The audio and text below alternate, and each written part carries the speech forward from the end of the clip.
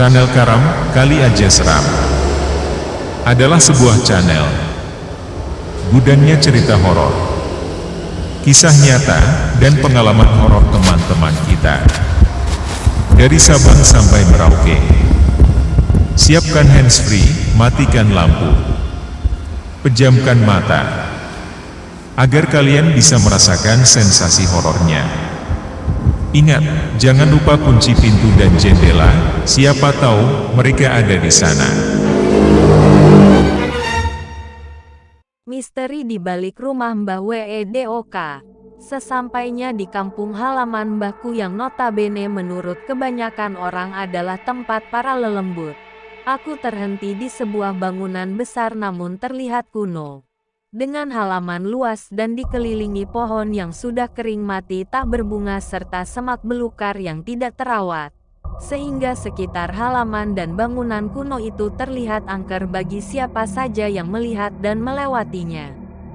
Ini Neng, udah sampai di tempat tujuan sesuai alamat yang Neng kasih ke Mas Bejo. Tepat pada pukul 18.40 10 menit menjelang Isya dalam kegelapan malam serta kunang-kunang bercahaya di halaman rumah kuno Mbah. Aku sampai dengan selamat dengan diantar andong Mas Bejo, salah satu kusir yang katanya penduduk asli Gang Melati dan kebetulan sekalian pulang karena rumahnya melewati rumah Mbah. Tok, tok, tok. Assalamualaikum. Aku mengetuk pintu sembari mengucap salam namun tidak ada jawaban dari dalam. Merasa kesal juga menunggu lama setelah perjalanan panjang yang sangat melelahkan dari kota Jakarta menuju kota Probolinggo Gang Melati ini. Rasa kantuk mulai datang menghampiri tanpa diundang. Membuatku terlelap dalam tidur hanya terduduk di teras luar bersandar membelakangi pintu menghadap ke halaman, sembari menekuk lutut sebagai alas untuk menyimpan wajahku.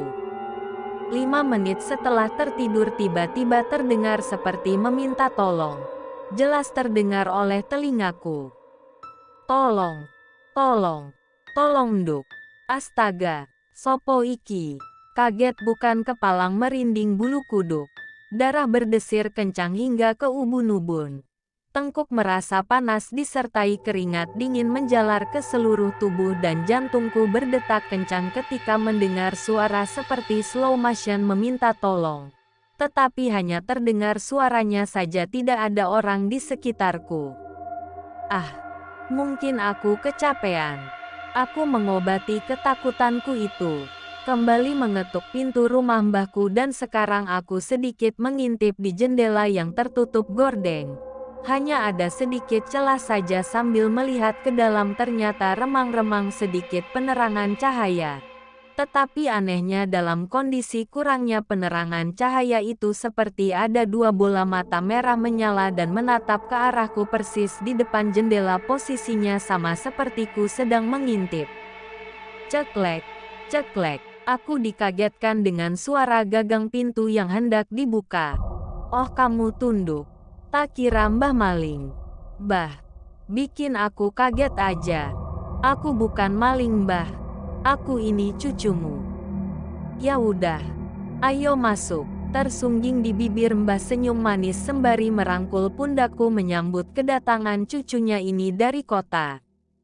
Sudah malam loh ini. Kamu diantar sama siapa ke sini? Citra sendiri Mbah dari kota.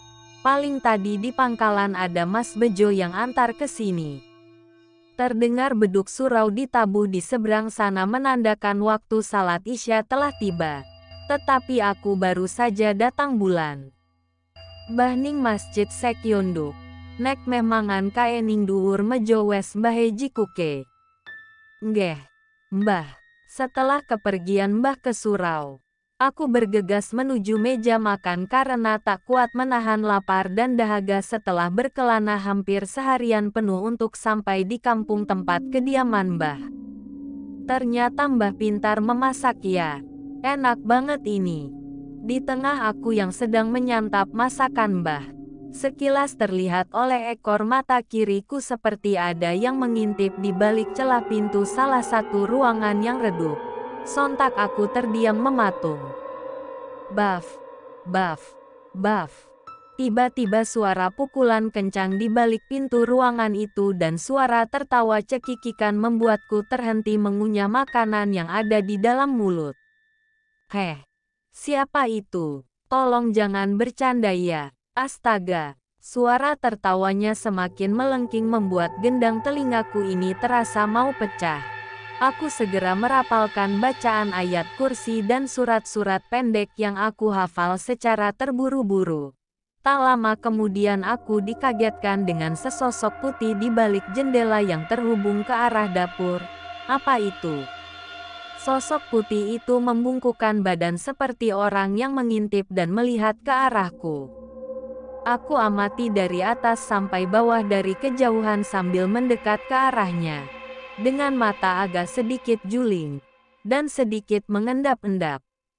Apa itu maling? Batinku bertanya. Anehnya sosok putih itu terkadang berdiri tegak, terkadang setengah membungkuk dan memiringkan kepalanya ke kanan dengan slow motion. Heh, siapa di sana? Belum begitu jelas terlihat sosok itu. Karena penerangan cahaya kurang memadai hanya ada 4 buah damar lentera di rumah Mbah yang berbahan sumbu kompor, minyak tanah, dan semacam wadah di pinggiran kaca. Astaga, sosok itu hilang seketika entah kemana. Sebenarnya aku ini sedang berhalusinasi karena kecapean atau memang benar di balik jendela itu ada sesosok putih berbadan gempal. Aku penasaran dan aku berjalan menuju lorong tepatnya di sebelah kiri jendela dapur, dan memegang satu lentera untuk menerangi jalan. Setauku, ujung dari lorong ini adalah pintu yang menghubungkan ke halaman belakang rumah Mbah. Batinku terus penasaran mencari sosok putih itu. Cekit, cekit, cekit.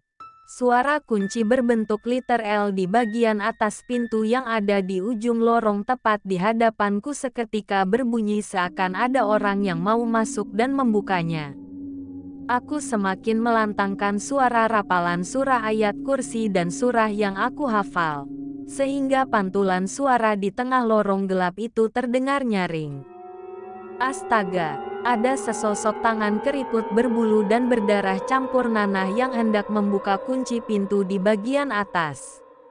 Aku mengarahkan damar lentera untuk menerangi ke arah pintu bagian atas. Astagfirullah. Astagfirullah, astagfirullah. Aku terus beristighfar mengucap kalimat suci memohon perlindungan kepada Allah dengan kondisi lututku bergetar rasanya mau ambruk dan tidak mau melihat sesosok yang mungkin mengerikan di balik pintu di luar sana. Seketika aku melemahkan suara rapalan doa dan ayat-ayat suci dari mulutku. Dan benar aku pun ambruk terjatuh ke lantai lemah tak berdaya. Tak kuat rasanya. Tidak ada yang kuingat lagi setelah itu kecuali sesosok tangan keriput berbulu dan berdarah campur nanah dan tertawa cekikikan berdengung yang membuat telingaku sakit karena sangat nyaring suaranya di dalam lorong gelap. Cici, bangun, ini Mbah Ci. Mbah menepuk-nepuk pelan pipi kanan dan pipi kiriku. Rasa gelisah dan takut membuatku pingsan setengah sadar setengah tidak sadar. Kamu kenapa Ci? Kok bisa pingsan? Aku berusaha bangun dari tidur dan di posisi duduk sembari memeluk Mbah aku menceritakan kejadian tadi. Selama aku bercerita Mbah menganggap aku ini sedang berhalusinasi akibat kecapean. Aku juga setengah percaya setengah tidak entah memang halusinasi tinggi atau memang tadi itu nyata.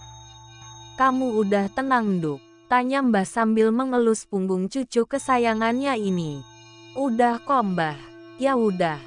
Mbah mau mangan dulu ya. Mbah pun pergi meninggalkan aku di kamar sendirian. Ketika Mbah membuka pintu kamar hendak keluar Mbah melihat ke kiri dan ke kanan sepertinya melihat kondisi sekitar ruang tamu yang luas. Singkat waktu, jam dinding menunjukkan pukul 2 aku terbangun lalu duduk dan sedikit mengucek mataku. Kebiasaanku salat di sepertiga malam dan Mbah pun sama menjadikan rutinitas salat tahajud.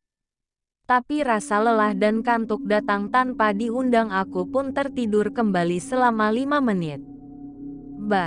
Mbah, aku melihat ke samping tempat di mana Mbah tidur karena memang kita tidur satu ranjang, tetapi Mbah sudah tidak ada di dekatku, mungkin sudah pergi ke kamar mandi duluan untuk mengambil air wudhu. Aku pun segera menyusul Mbah. Ternyata Mbah sudah menggelar sejadah dan memakai mukena warna putih polos dan duduk di atas sejadah berwarna merah bergambar Ka'bah di atasnya. "Mbah, kok nggak bangunin Cici sih?" tanyaku. Tidak ada jawaban sama sekali, Mbah hanya tertawa ringan saja dan posisinya membelakangiku. Selesai mengambil air wudhu lalu aku memakai mukena coklat dan menggelar sejadah di belakang Mbah. "Ayo Mbah, kita mulai salat tahajudnya." Rakaat pertama tidak terjadi apa-apa, tetapi pada rakaat kedua tiba-tiba ruang musola tempat kami salat itu gelap dan diiringi suara perempuan terkadang menangis terkadang tertawa cekikikan. Aku terkaget, keringat bercucuran dan membuyarkan kehusuan salatku. Mbah tetap melanjutkan salatnya dan aku pun sama mengikuti gerakan. Setelah bersujud tiba-tiba kepalaku terasa ada yang mengelus lembut dan pundakku ada yang coel. Astagfirullah, apa aku harus membatalkan salat ini? Dan ternyata muncul sosok putih memakai mukena polos persis yang dipakai oleh Mbah, letaknya 1 meter di samping kiriku sambil berdiri meniru layaknya orang sholat, menyimpan kedua tangan di perut dan berkomat kamit mulutnya seraya berucap, "Amin. Amin, amin." Namun lama sekali. Apa Mbah sadar kedatangan sosok tersebut?